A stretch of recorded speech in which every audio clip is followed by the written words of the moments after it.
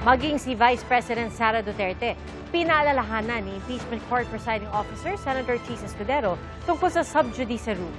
Bago po ilabas ni Escudero ang ruling, naglabas ang Vice Presidente ng pahayag na pumupuna sa ilang katagang ginamit sa paglilitis. Narito ang aking report.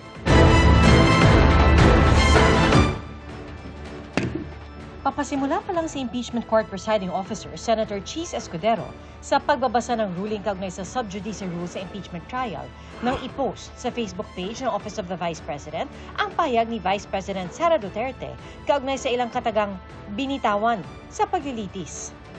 Ayon sa pangalawang Pangulo, wala ni katiting na ebidensya ang mga impeachment complaint at hindi dapat sa paglilitis naghahanap ng ebidensya ang prosekusyon. Hindi rin daw kailangan ng theatrics o pagdadrama para sa isang malakas na kaso. Pinaw na rin niya ang pagbansag na stupid sa isang testigo at pagtawag sa vice-presidente na mastermind ng scam at brat. Ang pahayag na yan ipinunto ni Lead Prosecutor Jervil Luistro bago matapos ang pagdinig kanina. Ayon kay Escudero, dahil inilabas ang pahayag noong babasahin pa lang ang ruling, hindi pa ito sakop ng pagbabawal. Pero dapat anya ipaalala ng depensa sa kanilang kliyente na posibleng may isagawang mahakbang kung lalabag siya sa sub judice rule sa hinaharap. Because henceforth, again, given the prospectivity of the ruling,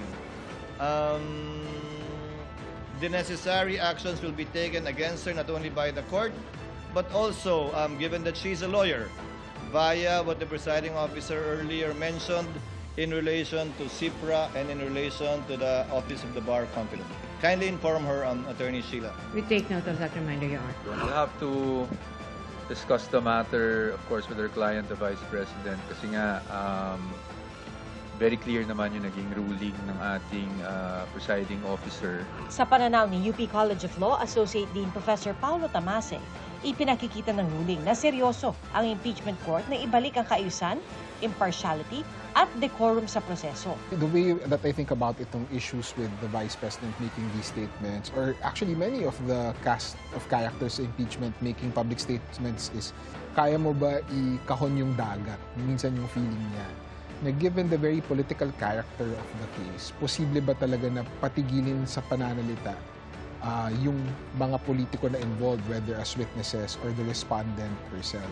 But in any case, I think yung objective ni Senate Presiding Officer Escudero is to restore some order and civility doon sa proseso, to ensure na yung ebidensya yung mananaig and na hindi yung parties ay naghahanap ng kakampi basically outside. Very important to note na yung ruling niya, ang cover dito, hindi lang the prosecutors, hindi lang the defense counsel, pati respondent and the senator judges. Alam natin na seryoso siya kasi nagsimula siya sa senator judges. Diba? Yung pag-request na parang iwasan yung unparliamentary remarks ng mga senador, yung lawyers, both for the defense and the prosecution, pinaalalahanan sila today. And in I think, threatening language kasi nagsasite na ng ethical rules. Yun yung pinakatakot lahat ng yung mga abogado pag na-investigate ka for ethics. Mayroong paalala na may malinaw na rule sa Senate impeachment rules laban sa pagsasalita on the merits. Pero napansin din ni Tamase na tila may mga bahagi pa rin ng pagtatanong na naging political statement, pasaring sa testigo, o di kaya ay lumilihis sa mas importanteng punto.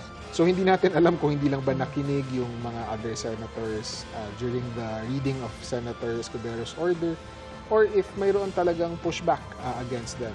In the meantime, I think we'll find out in the next few days kung tatalima talaga sila. Ang prosekusyon na depensa, nire-respeto ang utos ng impeachment court. Yeah, we always submit to whatever the court naman rules. Coverage is a rule, so yun lang. You inform him, of course. Or whoever will inform her. Somehow it will have an effect, but we will do the necessary innovations kasi hindi kami papayag na hindi maabot ng bawat Maria at Juan de la Cruz ang impormasyon, ang